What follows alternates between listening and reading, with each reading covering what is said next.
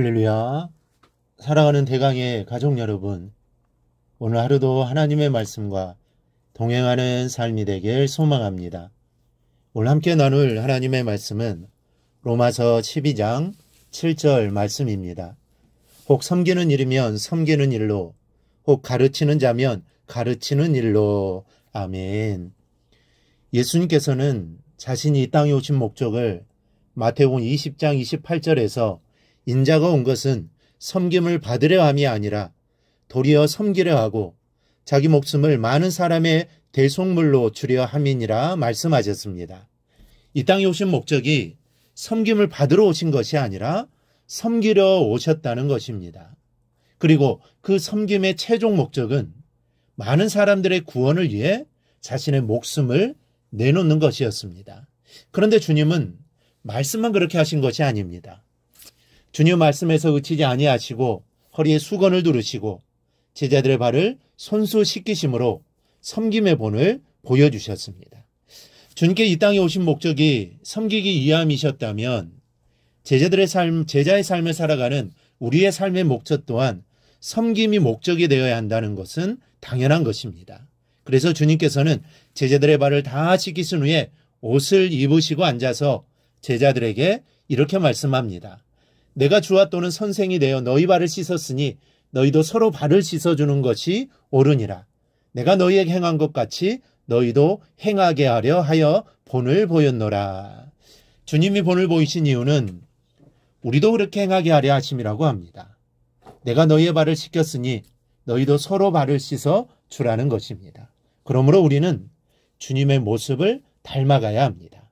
주님이 하신 대로 우리도 행해야 합니다. 그것이 주님의 모습을 담는 것입니다. 그런데 우리가 섬김이라는 말을 많이 하는데 여러분, 이 섬김은 무엇일까요? 예수님께서 제자들의 발을 씻기시는 섬김의 본을 보여주시면서 말씀하시는 그 섬김은 무엇을 말합니까? 그 의미는 이렇습니다. 내가 받고 싶은 대접을 도리어 대접하는 것이 섬김이요. 또 섬기려는 사람의 발꿈치 수준이 되는 것이 섬김이라고 말씀하신 겁니다. 이 말씀에 의하면 섬김에는 참된 섬김이 있고 거짓 섬김이 있습니다. 먼저 거짓 섬김은 기분과 감정에 좌우됩니다. 자신의 기분이 좋으면 섬기고 기분이 나쁘면 섬기려는 마음의 자세가 달라지는 것은 섬김이 아니라는 겁니다. 심지어는 날씨에 따라 섬김도 오락가락한다는 겁니다. 한 번은 강남의 모교회 여전도회에서 이 다일 공동체에 하루 밥 짓는 것을 도와 섬기겠나라고 자원하여 연락이 왔답니다. 그런데 약속한 날 아침부터 억수 같은 비가 쏟아져 내렸습니다. 청량리에서 다일 공동체를 통해 식사를 대접받는 노숙자들은 그 한 끼가 하루의 전부입니다. 비가 오든 눈이 오든 그 한 끼 밥이 아니면 하루를 굶어야 하는 사람들입니다. 한 끼 정도는 참을 수 있고 안 먹어도 되는 그런 분들이 아닙니다. 그러니 무슨 일이 있어도 이 한 끼 식사 약속은 지켜져야 합니다. 그런데 시간이 되어도 약속한 여전도 회원들이 오지를 않는 겁니다. 이젠 쌀을 씻어 안쳐도 늦은 시간이 되었는데도 소식이 없습니다. 이 답답해진 목사님께서 교회로 전화를 했습니다. 전화를 받은 여전도회 회장님의 대답이 걸작입니다. 아침부터 비가 억수같이 와서 갈 염두가 나지를 않아 모두가 포기를 했습니다. 미안한 듯이 말문을 연 여전도회 회장님이 그럴듯한 변명을 합니다. 저희는 이렇게 비가 많이 오는 날은 밖에서 식사를 할 수 없기 때문에 다일 공동체가 일하지 않는 줄로 생각했습니다. 이게 말이 되고 변명이 될 수 있을까요? 이 따뜻한 방에서 등 지지고 일어나 만난 반찬과 함께 아침 식사를 하는 사람들이나 비 오면 밥 먹을 수 없다는 생각을 하는 것이지 밤새 추위에 떨다가 점심 한 끼 따뜻한 국밥으로 몸을 녹이고 기력을 추스르는 사람들이 비가 온다고 밥을 먹지 않을까요?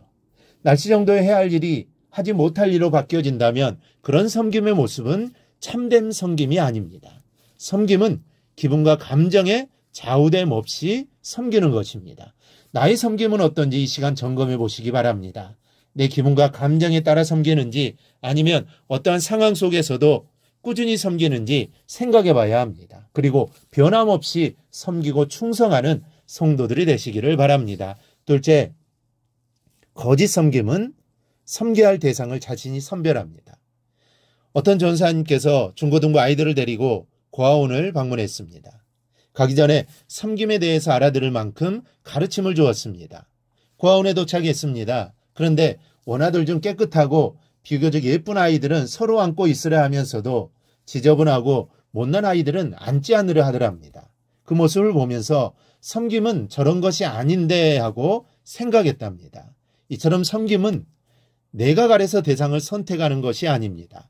참된 섬김은 주님께서 만나게 하는 모든 일들을 발을 씻기는 심정으로 대하는 것입니다. 이런 참된 섬김을 어떻게 하면 배울 수 있겠습니까? 바울은 오늘 본문에서 섬김은 섬기는 일을 통해서만 배울 수 있다라고 말합니다. 다른 방법이 없다는 겁니다. 섬김은 말로 되는 것이 아닙니다.